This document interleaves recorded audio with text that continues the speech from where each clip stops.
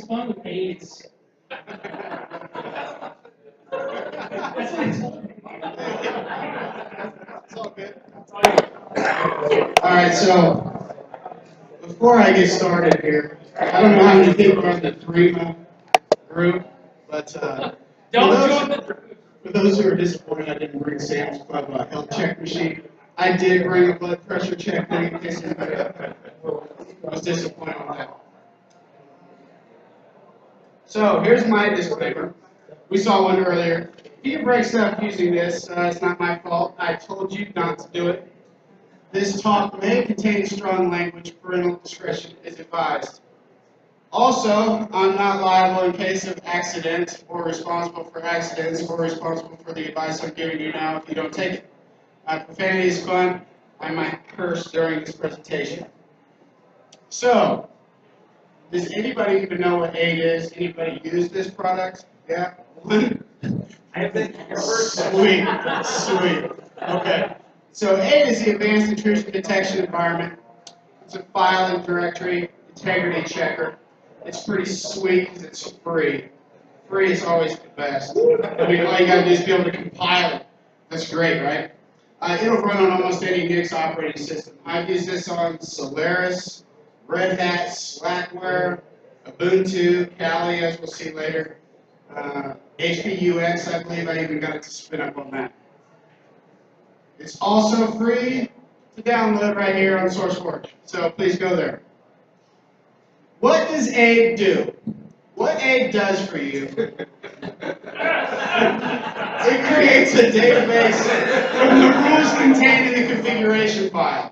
Basically, you're going to take a configuration file and you're going to lay it out. You're going to say, I want to watch this, and I want to watch these characteristics of this, and if it changes, let me know the next time I check it. Now, once you initialize the database, based off your configuration that you set up, you can use that to check the file system for changes. It's pretty slick. Now, I say database here. It's a .db file. I don't know exactly the whole file type, but keep that in mind. There's no actual database behind it. Is a database optimized for research? Absolutely. The rules file support various attributes such as hashes, permissions, time, user, group. If it grows, extended, I even saw that there was some SE Enhanced Linux stuff that you can check on. Although I don't do any of that in this talk, you might want to check that out if you're into that kind of stuff. So here's basically their SourceForge page. I noticed I clicked the developers' names off. I didn't mean to do that.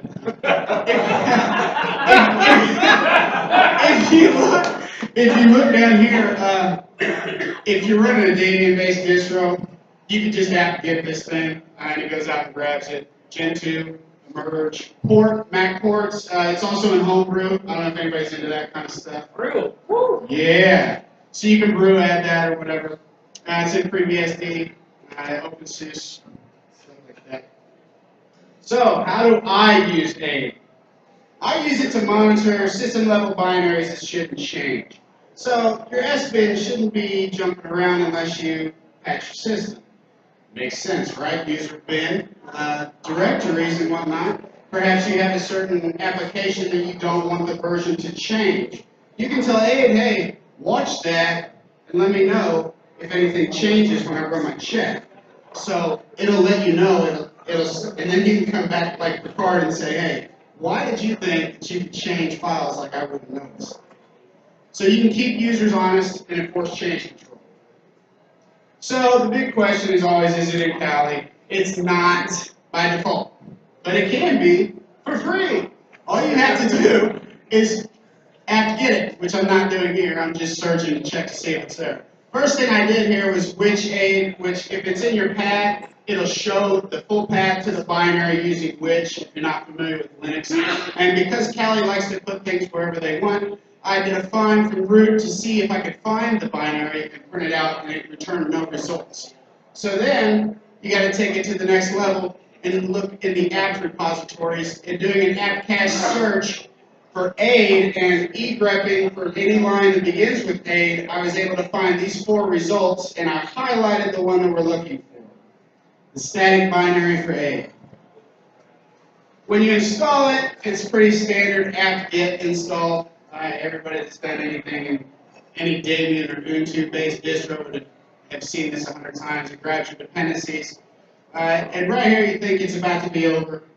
And then you're like, wait.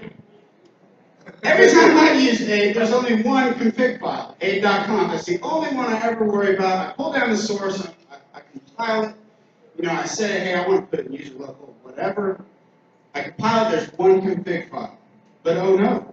When you install it on this, the Ubuntuization has taken effect. And if you see this right here, you have the conf.d directory, which spins up a whole bunch of stuff I really don't care about. So I'm not going to cover any of the extra fluff.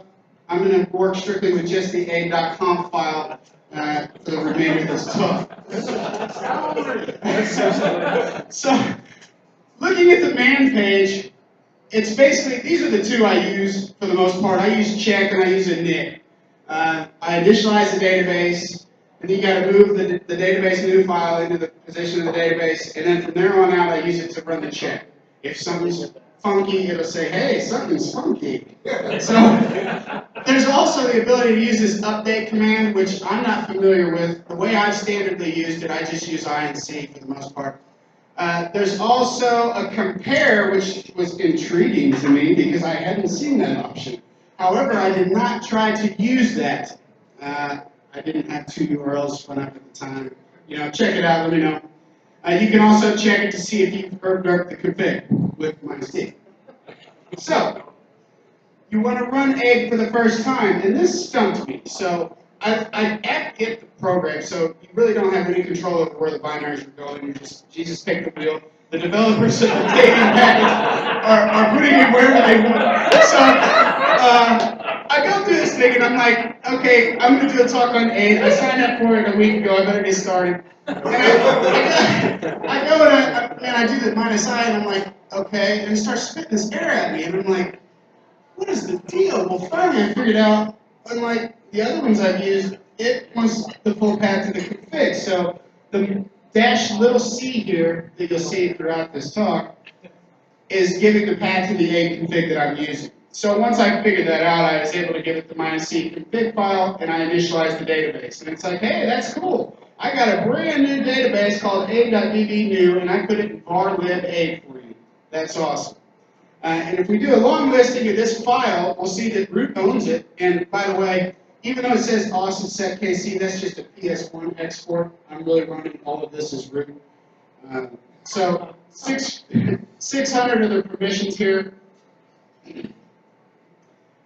When I try to do a check with, I'm like, okay, I know I need the config, so I throw out the config and I'm like, let's check, see if anything changed. It's like, hey, dum-dum, I can't open the database file for reading. That's because I haven't moved it into place yet. So here I did an alias on the command line because everybody's tired of typing -c@aide.conf and trying to tab that out. So then I did it again and still can't find my database file. So I copied the existing new file that I just created on the last screen and I put it into place to the AIDE and I do a check. And at this point I don't have anything defined in the aide.conf. And so, yeah, it looks great. Sweet, you're not watching anything. All right. So, the config file looks thusly. The database file is, you can set this to whatever you want. So, var lib aide.db is the default. The database out in new, I think that's for those people that run that extra option, besides -I, -c. I think you can update if you take advantage of these two things. Gzips it. This right here, the checksums. Now, if you notice, this is where we first get into AIDE definitions. Now, checksums here is basically a variable that AIDE knows that when I say I want to watch this file with checksums, it's using SHA 256, SHA 512, R&D. I mean, there's a bunch of them. I don't even know what that is. And then down here it has some extra extended ACL stuff. Here's another, just more definitions of different things that you can, flags that you can use to monitor files. Owner mode basically only watches permissions, users, the group, and the file type. We have some other ones, static, inode, and they'll build off of each other. So inode data also contains owner mode, which contains these. So you can really do whatever you want. This, because of the Kali AIDE conf, it didn't really have a good list of these. I mean, you might be able to unpack a few. I pulled this out of my port installed on my Mac after I updated Xcode and did all the painful things to make this work. So those are just some shorthand flags of what it's referencing in the config. So here I initialize the database, and because I still have an alias, I don't have to pass the config in. And also, I move the database new into the database. Tailing my AIDE config, I now have this directory called temp SecKC, and I'm watching checksums on it. After I initialized it, I checked it, everything's working okay. Looks good. So what if I want to disregard checksums and watch permissions? Come back to owner mode. So owner mode does permissions, users, groups, file type. Now this is, I'm grepping owner and I get some other garbage data in here, but the SecKC test file at the bottom, I'm basically declaring that there's a test file.txt in the directory SecKC, and it has owner mode is what I want to watch on it. The next thing I do is initialize the AIDE database and move it into place and run a check on it. Everything's cool at this point. Nothing has changed, it doesn't notice anything, and we're all good. So if looking at a long listing of this file, you see that it's 644 permissions, and when we look at the contents of it, you meow meow it, you get test file.txt, testing, 1, 2, 3. When I echo the same thing back into that test file, I run a check again using the same rules, and obviously I'm not doing any kind of end-time, A-time checks because AIDE says, hey, everything's cool, we're good. So then I, take it to the next level and echo, we always tested production into my test file. And I run a check on it, and it says, hey, everything's cool. No, that just changed. But because I'm watching owner mode and not checksums, AIDE doesn't understand it's doing exactly what I told it to do. So you got to pay attention when you're monitoring things to make sure that you get the correct mix and match of permissions that you're trying to accomplish. So when I change mod my file, and then I run a check, it blows up. So this thing does actually do something besides just say everything's okay. Here it tells me that I'm watching 3 files. One's changed. It basically says a file, permissions changed. It tells you what file that is. It tells you that, I don't know if you can see this in the back, it was 644 and now it's 755. So, I heard you like checksums. If you remember earlier, we had a thing called checksums. It was a bunch of sums of checksums for you to check your checksums. So, here it is again, in case you forgot. SHA, there's a bunch of different ones. And now I've changed that test file to watch checksums instead of just permissions. I want to know if the contents of the file change.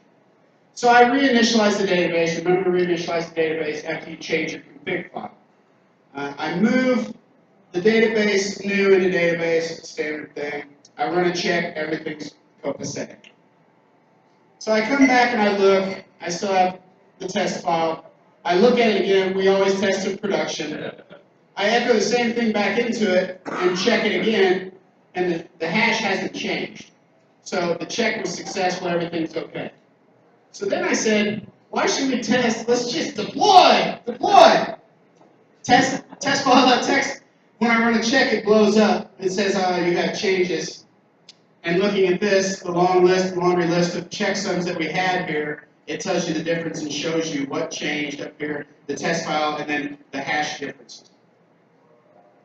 So if you don't test this out and you think you're going to get an expected result, you might want to test that out before you just roll that out and be like, it's cool, I got this. Because if you don't, you're probably going to have a bad time. For example, when looking at the test file, we still have 755 permissions on it. I changed this to checksums, and we're watching the checksums on the file. Now, if I do, is anybody familiar with the get facle, set facle, the extended attributes on Linux box? Yeah. So basically, when I do a get facl on the test file, it shows that the user, basically the permissions that are up here, 755 is what we have. So I do this command here, set facl, modify user os read, write, execute for this test file, and then I do a long list on this test file, you'll see a plus sign was added to the long list that was missing up there. So now when I do my check, it still thinks everything's cool. I don't know. Not everything's cool. It's changed. But because I'm watching checksums, AIDE sums do not change when extended ACLs might change. So that's something to be aware of. These are some of the gotchas. When I do a get FACL to check those again, you look at this and OS has read, write, execute. So that means you can make a copy of your shadow file. It's cool. Don't worry about that. When I run a check again, it's still okay. And I look and I'm still using checksums, which is the problem. So I have this, because I get tired of typing A minus C, A comp, odd move, I made a little script called fix AIDE. So when I do this cat which fix AIDE, it's just showing you the contents of that. So if fix AIDE is referenced later, that's what it's doing. I change back now to owner mode, and I run fix AIDE, and that reinitializes the database and moves it into place. And then I run set FACL again, and I take away write access for myself. And I'm like, hey, AIDE, what do you think? It's like, hey, something changed. But I don't think it really understands what changed, because the permissions were not 775, they were 755. Anyway, so be aware that this on extended ACLs might give you bad output, but it's still going to catch the change. So when I set it back, I'm saying, hey, Austin's cool, he can have write access to the test file, and I run the check again without reinitializing, and it's like, okay, everything's back the way it was originally. I'm okay with that. Everything looks fine. So, Brian here is an overachiever, and he sets up he's like, watch this, I'll make a text alert you on the weekend in case anything changes in that directory. And then he watches var. Probably a bad idea, because var is going to change quite a bit. So we're going to introduce the bang, the not prefix here. So if you use an exclamation point in AIDE config, it'll allow you to ignore a certain file that you know constantly changes or you don't care to watch. So I run fix AIDE and I reinitialize, I do a long listing of this. This is my directory, SecKC. I have blue screens, which are quite entertaining. Sec level and test file. I run a check and everything's okay, and I look at my current sec level and it's at 3. I'm like, man, I really should have got that sample machine and brought it in. So I'm like, no, that's cool. I'll make my sec level 4. So I echo 4 into sec level, and I'm trying to level up, right? And AIDE's like, oh no, I don't think so. I see you. I see what you did there. It catches the hash changes because I'm doing a thing now. I've made one called hashes and owner, which does permissions and checksums. So make your own. It's pretty cool. So I run fix AIDE again, and if we look, I happen to have write access to AIDE, so I just won't watch my sec level, and my sec level now goes to 11. So we're good. I run a check, and obviously you need to send the config to it because it blows up on me like it did on the first page. So when I send the config to it, minus C, everything's cool. AIDE has been so much fun. But wait. What would it be without an actual use case? So, I ran into a problem where we had a certain user who had access to a certain web server who would, I think they were editing this file in WordPad or Word, and it would put the escape M sequence in when I VI it. It was pretty awesome. So, I said, I got just the thing for you. We're going to set up AIDE. And basically, here's how it went. I had an AIDE script for check and alert, and an AIDE config set up to watch the home directory, well, the directory Apache htdocs derp, which derp is the user. And when derp logs in, their home directory has a directory called website. And the website is nothing more than a symbolic link over to a subfolder in Apache that has extended ACL permissions that allows derp to run free. Run free, derp. But we're watching you. Because now when you call in and you say, I have no idea what changed, I really don't know, can you fix it? It's your fault. I'm like, wait, hold up.